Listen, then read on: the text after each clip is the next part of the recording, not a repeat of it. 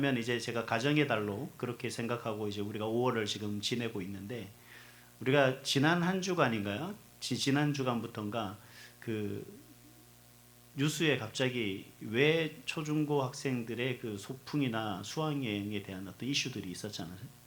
근데 사실 그게 우리하고 전혀 연관없는 상황들은 아닌 것 같습니다. 그래서 제가 어떤 말씀 속에서 우리가 기독교적인 입장, 신앙적인 입장에서 모습을 봤을 때 교사들의 말이 맞는가, 부모들의 말이 맞는가, 혹은 누가 틀린 건가 라고 하는 생각들을 좀 하게 됐습니다만, 제가 볼 때는 다 맞는 말입니다.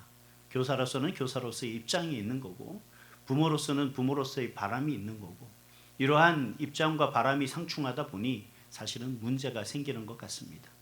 근데 이게 제가 생각할 때 과연 우리의 자녀들에 대한 그런 교육에 대해서 과연 우리는 어떤 생각을 하고 있는가? 또 우리가 과연 부모로서 우리 자녀들에 대해서 우리가 어떻게 가르치고 있는가? 뭐 이런 생각들을 하게 되는 거죠. 가만히 보면 우리는 좋은 부모가 되기 위해서 우리 부모님들이 참 노력을 많이 합니다.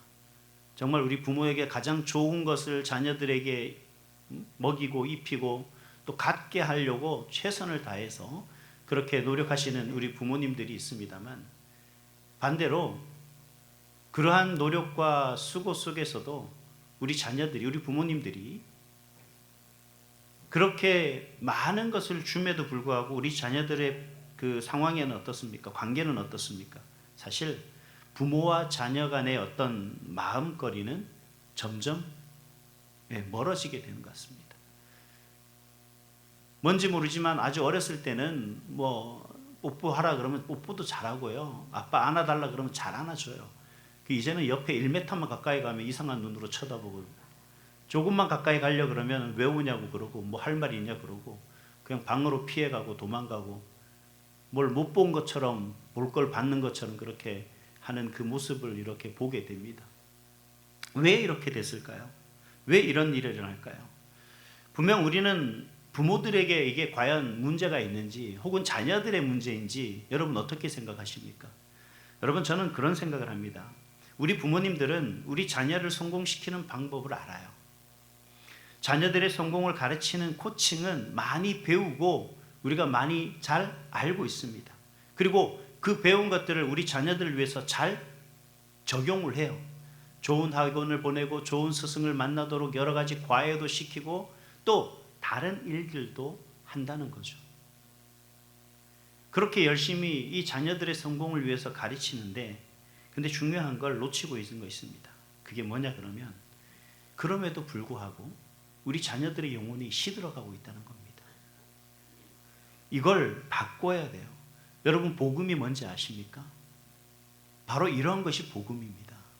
어떠한 교육의 문제가 아니라 그들의 영혼이 시들어가는 것이 복음을 통해서 변화되도록, 다시 온전히 자라가는 영혼들로 세워지도록 하는 것이 복음이에요.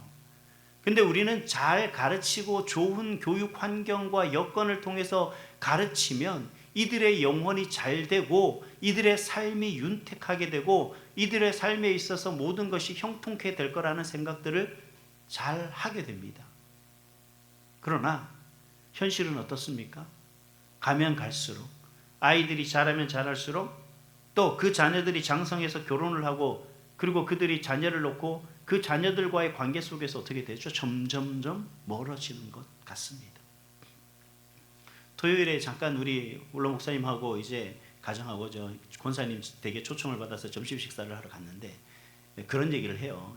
결혼하게 되면 아들 집에 과연 시어머니가 갈 수 있느냐 없느냐, 가냐 못 가냐, 뭐 그런 얘기를 잠깐 우리가 웃으면서 했습니다만, 왜 이런 문제들이 자꾸 생기는 건지는 잘 모르겠습니다. 제가 말씀드리고 싶은 것은, 여러분, 복음이라는 것은 잘못된 문화와 전통을 올바로 잡는 겁니다.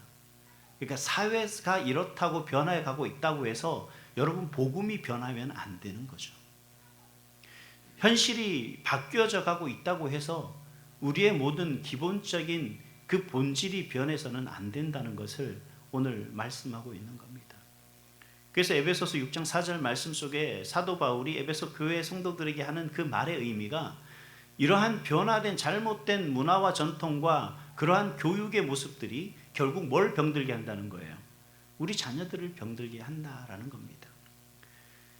그러나 반발이 생길 수밖에 없죠. 왜요?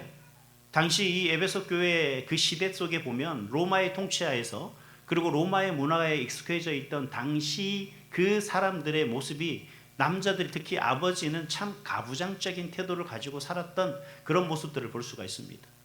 그러니까 아버지 그러면 어떤 존재입니까? 말 한마디 하면 그 가족이 그저 입 다물고 있게 되는, 조용하게 되는, 또 아버지의 권위와 아버지의 파워에 대해서는 이루 말할 수 없죠. 내가 하고 싶어도 아버지 때문에 아버지의 반대로 인해서 못하는 경우들이 많다라는 겁니다. 그래서 사도 바울은 이러한 모든 문제를 바로 변화시키기 위해서 뭘 하고 있는 거예요? 이런 모든 것들은 바로 무엇으로 변화되는 거냐면 바로 복음으로 말미암아 변화돼야 된다라는 겁니다. 왜 이렇게 말씀드리냐면 여러분 우리가 가지고 있는 가치관 속에 여러분 우리 자녀들의 한 교육관과 이 세상이 가지고 있는 여러 가지 세상이 바라고 원하는 그런 인재상들 그리고 우리 자녀들이 그러한 인재상에 맞춰서 우리 자녀들이 성공할 수 있도록 그들을 세워가는 그 모든 면모 속에서 여러분 부모의 생각이 바뀌지 않으면 아이들의 생각을 바꿀 수가 없다는 겁니다. 그래서 제가 오늘 말씀드리고 싶은 건 그거예요. 사도 바울이 왜 이렇게 권위적인 태도 속에서 우리 자녀들, 가부장적인 우리 부모가 아니라 정말 진정한 부모의 역할이 뭐냐라는 것에 대해서 두 가지로 이야기를 하고 있습니다. 이것을 우리가 일컬어서 부모의 사명이라고 저는 그렇게 명명하고 싶습니다. 그 첫 번째가 뭐냐면 자녀를 세우는 부모가 되라는 거예요. 그리고 두 번째는 믿음을 가르치는 영적 스승이 되라는 겁니다. 여러분 부모는 단순히 아이들의 환경과 그리고 교육적인 여건 속에서 그들에게 잘 되는 것으로서 만들어가는 것만이 부모가 아니라 참된 때로는 그러한 자녀들을 온전히 세워가는 역할을 감당하는 부모로서의 역할도 있고 또 그들을 온전히 잘 가르쳐서 세워가는 그러한 부모들도 있다는 겁니다.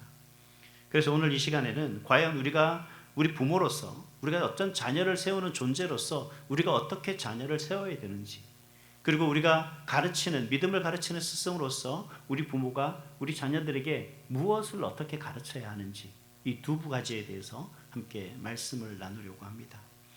먼저 우리가 자녀를 세우기 위해서 어떻게 우리 자녀를 세우는 부모가 되어야 하느냐 이 부분에 대해서 먼저 말씀을 나누려고 합니다. 첫 번째는 뭐냐면 자녀의 마음을 보호하는 부모가 되어야 됩니다. 여러분 오늘 말씀해 보니까 뭐라고 얘기하죠? 너희 자녀를 노엽게 하지 말라라고 그렇게 먼저 말씀을 하고 계시는 것을 볼 수가 있습니다. 그러니까 노엽게 하다라는 말은 계속되는 상처와 억압으로 자녀들의 마음을 낙심하게 하는 거예요. 그러니까 자녀들의 마음이 낙담하게 되는 그 상태에 이르도록 하지 말라는 겁니다. 저도 자녀를 키우고 있지만 결국 그런 것 같아요. 우리의 아빠는 그런 말이 아니고 그런 뜻이 아니었으나 그가 받는 말의 그 상처와 무게는 다르더라고요. 나는 그냥 가볍게 한마디 툭 던지는 거지만 우리 자녀들이 받아들이는 그 말의 무게는 제가 생각하는 것 이상으로 무겁게 혹은 부담스럽게 그렇게 받아들이게 만들더라는 겁니다. 그러다 보니 본인이 가지고 있는 어떤 뭔가 나름대로 가지고 있는 비전이나 본인이 세우고자 하는 그 꿈들이 어떻게 되는가? 부모의 말 한마디 때문에 포기하게 되는 거죠. 이걸 말하는 겁니다. 그래서 골로새서 3장 21절에 보니까 아비들아 너희 자녀를 노엽게 하지 말지니 낙심할까 함이라 그렇게 말씀하십니다. 아이들이 노엽게 하는 게 중요한 게 아니라 그들의 마음이 낙심하는 것이 문제라는 거예요. 여러분 우리 자녀들에게 그런 생각 해본 적 있습니까? 여러분 우리 자녀들을 훈계하거나 우리 자녀들을 가르치는 가운데서 그 자녀들이 낙심하게 될까 봐 이 말을 조심하는 부분들이 부모들에게 있습니까 없습니까? 예, 존재하죠. 있어요. 근데 중요한 건 자녀들이 그걸 잘 모른다는 거죠. 부모라고 해서 아무나 말 함부로 하지 않습니다. 아무리 내 아들 딸이라 해도 함부로 이야기하지 않습니다. 최대한 절제하고 조심하고 그리고 이후에 그 자녀들에게 하는 말 한마디가 그들을 향한 훈계이고 또 그들을 향한 마음의 표현입니다. 근데 그러한 부모님들 속에서도 우리가 정말 조심해야 될 말들 또한 있다는 거예요. 대표적인 게 비교하는 거죠. 야, 넌 왜 그거밖에 못하니? 아니, 누구는 잘하던데 너는 왜 안 돼? 야, 이제 너는 더 이상 안 될 것 같아. 뭐 이런 어떤 말이 우리 자녀들을 아프게 한다는 겁니다. 좌절하게 한다는 거예요. 부모의 태도는 정말이지 이 자녀의 그 인생에 깊은 흔적으로 남습니다. 저도 이제 와서 고백하는 거지만 참 제가 아무것도 아니라고 생각했던 그 말 한마디 때문에 우리 자녀들이 그것 때문에 많이 힘들어했다라고 고백하는 그 고백을 듣고 나니까 제가 너무 마음이 아프더라고요. 여러분, 우리 부모님들이 우리 자녀들의 마음을 지켜주지 않으면 우리 자녀들의 마음을 지켜줄 사람이 없습니다. 그래서 부모는 자녀를 비교하는 존재가 아니라 세우는 존재가 되어야 하는 줄 믿습니다. 그 사명을 잘 감당할 수 있는 그런 우리 부모님들 되시기를 주님의 이름으로 축복합니다. 두 번째는 자녀를 사랑으로 세워야 됩니다.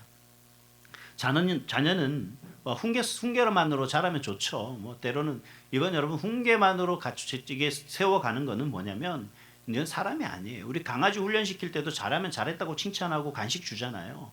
근데 사람을 계속해서 훈계로 인해서 뭔가를 그 사람을 가르친다 그러면 과연 그 자녀들이 잘 자랄 수 있겠냐는 겁니다. 절대 그렇지 않죠. 그럼 어떻게 세워야 됩니까? 여러분, 사랑으로 세워야 됩니다. 하나님 예수님께서 제자들을 대하는 모습을 한번 보시면, 특별히 베드로를 한번 보시면, 우리가 베드로가 예수님을 부인하고 그가 낙향했지 않습니까? 고향으로 돌아갔죠. 그런 베드로를 찾아간 예수님께서 그 베드로에게 뭐라고 묻습니까? 너 이리 와봐. 너 왜 그때 나 부인했어? 내가 분명히 경고했지. 너 3번이나 나를 부인할 거라고. 근데 너 아니라고 했지. 근데 왜 3번 부인했어? 이렇게 물어봤습니까? 그 예수님 앞에 왔을 때 예수님은 베드로에게 이렇게 물어봤습니다. 나를 사랑하느냐? 라고 그렇게 물어봤습니다. 여러분, 우리가 자녀를 세우는 것에는 자녀들의 잘못을 가르치고 그들을 훈계하는 게 나쁜 건 아닙니다. 저는 필요하다고 생각합니다. 왜냐하면 가르쳐야만 그들이 뭔지를 잘못된지 알기 때문에 가르쳐야죠. 그러나 여러분, 그들에게 가르칠 때 사랑이 빠져서는 안 된다는 겁니다. 자녀는 부모에게 완벽함보다 사랑받고 있다는 확신이 필요한 거예요. 여러분, 엄마 아빠가 부모님이 나를 사랑하니까 어떻게 해요? 어떤 훈계도 받아들이는 거죠. 여러분, 사실 그걸 우리가 철들었다라고 표현을 하는데, 우리 부모님에게 우리 자녀들이 아직 철들기 전에는 뭐예요? 부모님이 잔소리하면 어머니, 제가 이제 나이가 몇 살인데 알아서 할게요. 아버님, 제가 알아서 하겠습니다. 이제 걱정하지 마세요. 제 삶을 제가 알아서 할 능력이 되고 생각이 있고 그만한 다 여건이 됩니다. 라고 그렇게 탁 쏘붙일 수 있어요. 그런데 부모님이 나를 향한 그게 사랑의 표현이라는 걸 알면 어떻게 됩니까? 예 하고 받아들일 수밖에 없게 되는 거죠. 여러분, 정말 진정한 사랑이라는 것을 우리 자녀들이 알아갈 수 있도록 여러분 사랑을 듬뿍 주시는 그런 저와 여러분이 될 수 있기를 소망합니다. 그 사랑으로 세워야 우리 자녀들이, 우리 부모들이 훈계하는 것을 어떻게 받아들이는 거예요? 깊이 받아들인다는 거죠. 제가 유튜브에 그 짤막한 어떤 그 쇼츠 영상을 봤는데, 최민수 씨가, 연예인 최민수 씨가 그 아들을 그 아들을 설득하는 장면에서 그런 얘기예요. 큰 아들 방을 작은 아들이 쓰겠다라고 이제 하는데 이 큰 아들에게 허락을 받아내는 방법이에요. 뭐 이런저런 얘기를 하다가 뭔 얘기를 했냐면, 그럼 아빠 방을 줘라 이렇게 얘기했을 때 그 얘기를 합니다. 야, 너는 그러면 너의 동생이 아빠 방에서 자라다가 아빠처럼 되면 너는 어떻게 할 거니? 너 그러고 나서 네가 방을 안 줘서 네 동생이 아빠처럼 그렇게 살아간다면 너는 그 죄책감 속에 어떻게 살아가려 그러니? 그러니까 그 아들이 뭐라고 하는지 아세요? 아빠, 그럼 제 방 주세요 라고 하더라고요. 근데 저는 그 얘기가 우스운 게 아니라 아빠의 어떤 잘못된 행실들도 분명히 알고 있거니와 그들이 아빠에 대해서 부정하고 아빠에 대한 어떤 모든 부분들에 대해서 거부하는 그런 생각을 가지고 마음을 가지고 있었다면 과연 아빠의 그 이야기를 받아들였을까요? 전 아니라고 생각하거든요. 그렇다면 왜 아들은 그 아빠의 이야기에 반응을 하고 그 아빠의 의견을 받아줬을까요? 비록 죄송합니다. 최민수, 최민식 제가 헷갈려. 그분이 비록 우리가 연예인이라는 삶 속에서 그분이 살아가는 삶의 방식이 조금 다를 수 있지만, 그러나 그분이 그 자녀들에게 향한 아버지로서의 사랑은 충분히 줬다고 생각해요. 다르게 이야기하면 아버지의 사랑을 받는 게 좀 부족할지는 모르겠지만 그 어머니로부터 충분한 부모의 그 사랑을 받았기 때문에 부모가 어떤 이야기를 하더라도 그 부분을 뭐라고 생각하는 거예요? 훈계나 강요가 아니라 나를 향한, 또 우리 동생을 향한, 우리 가족을 향한 바람이라는 것을 알게 되는 거죠. 가장 좋은 방향을 제시해주고 있다라는 사실을 어떻게 되는 겁니까? 알게 되는 것 같습니다. 여러분, 우리 살아가는 삶의 모습 속에서 이처럼 우리 부모의 사랑이 우리 자녀들에게 확신할 수 있도록 우리가 마음껏 우리 자녀들을 사랑해 줄 수 있기를 다시 한번 주님의 이름으로 축복합니다. 세 번째는 뭐냐면 자녀의 주권을 인정해야 되는 겁니다. 많은 부모들이 사실은 자기 뜻대로 자녀들을 양육하길 원해요. 왜냐하면 그렇게 만들어 가야만 이 사회에서 그들이 잘 될 수 있거든요. 그래서 어려서부터 초등학교 시절부터 시작해서 이제 그들의 성공 로드맵을 짜기 시작하죠. 그래서 중학교는 어떤 중학교를 가게 되고, 또 고등학교는 어느 정도 고등학교를 가서, 대학은 어느 정도 대학을 가고, 그리고 혹시 유학이나 아니면 그 외에 어떤 진로는 어떤 식으로 해서 혹은 대학원 혹은 아니면 어느 기업에 들어가는 정도의 로드맵을 기본적으로 세우죠. 그래서 학원과 과외를 계속 뺑뺑이 돌리듯이 매일 돌립니다. 그렇게 자녀들을 양육하고 세우는 부모들이 많습니다. 내가 원하는 길은 네가 잘 되는 길이다. 그 네가 잘 되는 길은 뭐냐면 내가 생각하는, 아빠 엄마가 생각하는 좋은 직장에서 너희들이 많은 돈을 벌고 그래서 편안하게 사는 거다라고 생각합니다. 근데 여러분 한번 묻습니다. 여러분 삼성이든 현대든 대기업에 다니는 여러분 30, 40대 젊은 청년들이 과연 그들이 돈을 많이 벌면서 행복한 삶을 살고 있습니까?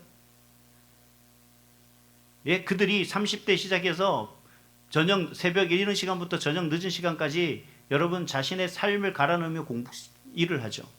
결혼을 해도 그 회사 일과 자녀 양육이라는 것에 두 부부가 붙어서 최선을 다하고 살아가는 모습을 볼 수 있습니다. 왜 그렇게 살아갑니까? 성공이라는 게 지금 본인의 삶의 모습 속에서 그 수준 갖고 안 되거든요.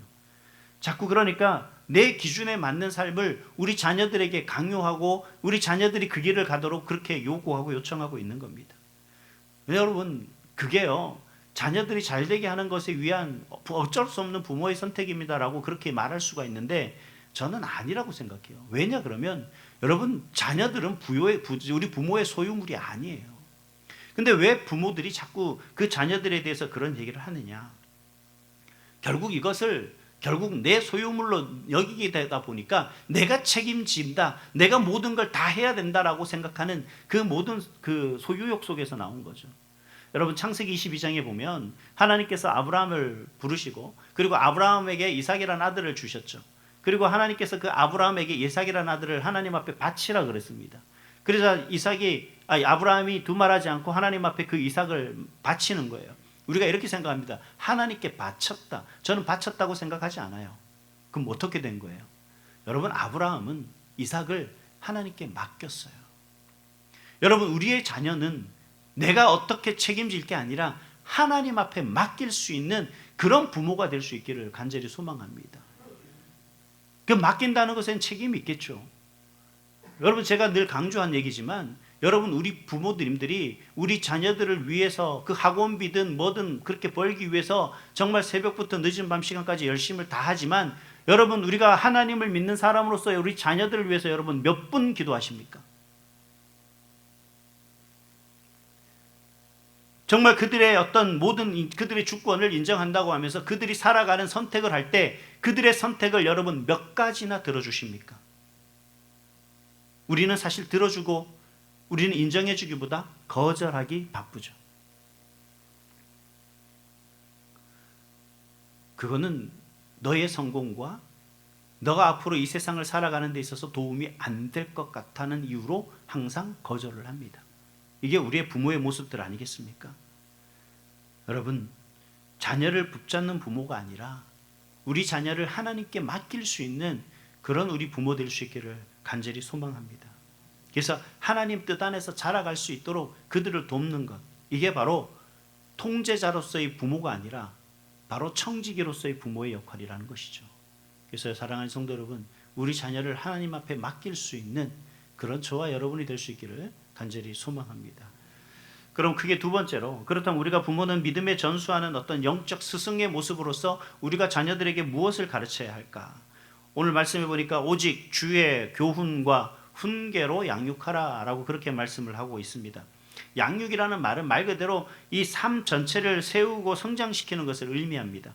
그러니까 특별히 바울이 주목하고 있는 것은 양육에 있어서 뭐로 양육하라는 거예요. 주의 교훈과 훈계로 양육하라 라고 이야기를 하고 있는 것을 볼 수가 있습니다. 부모의 가치관과 부모의 어떤 성공관과 이 세상이 가지고 있는, 세상이 정하고 있는 그런 어떤 모습들이 아니라 뭐예요? 하나님의 말씀으로 자녀를 어떻게 하는 거예요? 자라도록, 양육하도록 하라고 하는 것이 바로 사도 바울이 지금 에베소 교회 성도들에게, 그리고 오늘 저와 여러분에게 하는 그런 가르침입니다. 다시 말하면 부모는 영적 스승으로서 우리가 자리해야 된다라는 거예요. 근데 우리의 삶의 모습 속에서 우리가 자녀들에게 믿음을 가르치는 게 얼마나 열심으로 가르치고 있는지 사실 우리가 바라볼 수 있어야 되겠죠. 제가 볼 때는 참 저도 마찬가지입니다. 만약에 60점이 우리 평균치다 그러면 우리 60점을 넘어가지 못하는 것 같아요. 그럼 어떻게 해야 되냐? 여러분, 삶에서 말씀을 가르쳐야 합니다.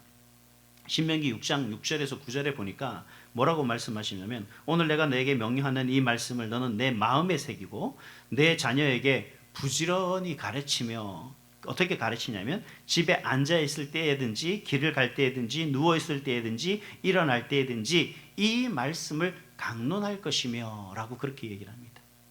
근데 오늘날 저는 참 안타까운 게 뭐냐 그러면, 오늘 예배 형식에서 이 설교를 하는 게 맞느냐? 아니다. 강론이라는 게 맞다. 그게 성경적 표현이다. 이런 얘기를 합니다. 오늘 말씀해 보니까 강론할 것이며 해서 강론이 맞다. 그래서 어느 교회는 설교가 아니라 강론이라 그런 건데, 여러분 그건 본질이 아니에요.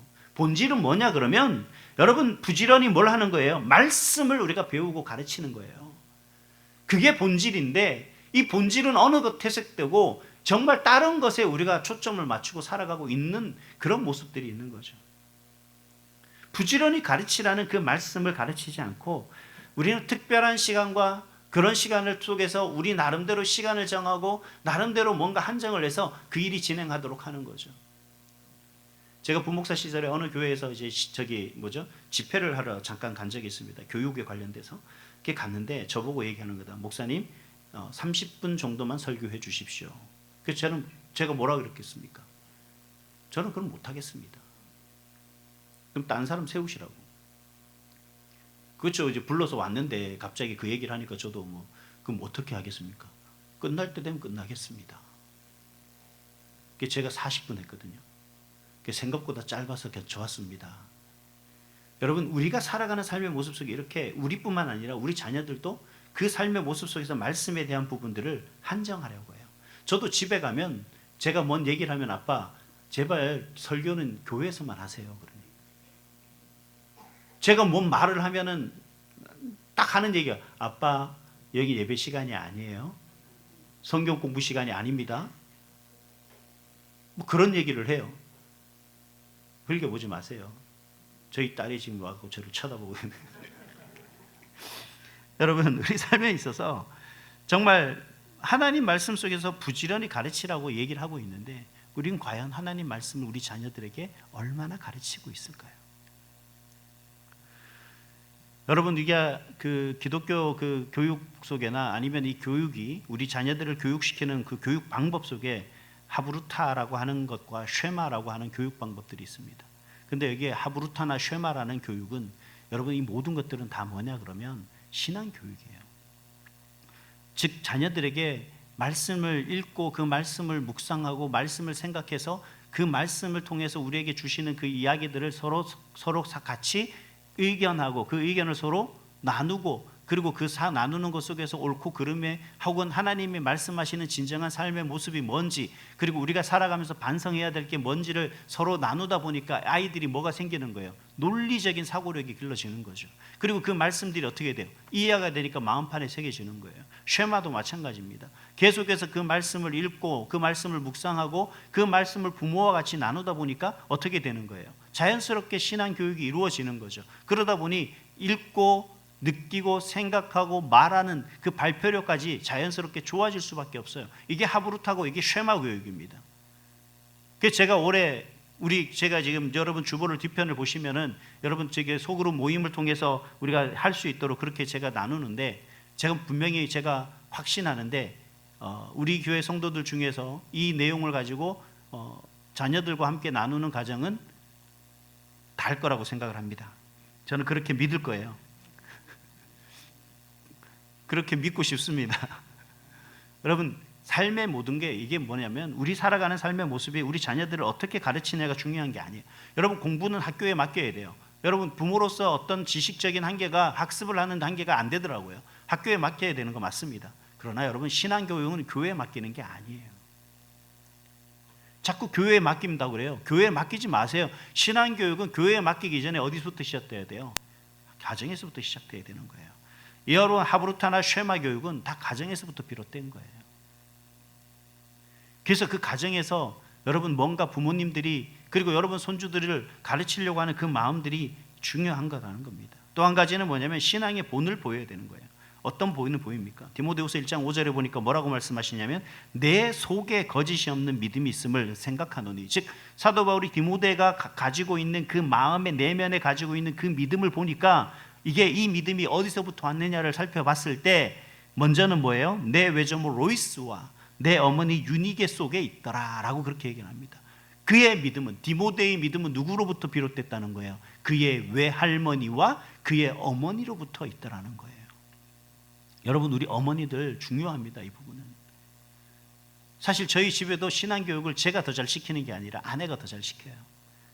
항상 새벽 예배 끝나고 집에 가면 아내가 성경 구절을 한 줄 올려갖고 가족 카톡방에 올려요. 그러면 자녀들이, 우리 아이들이 그거 읽고 아멘 아멘 하고 카톡을 해요. 왜냐하면 안 하면 제가 지랄하거든요.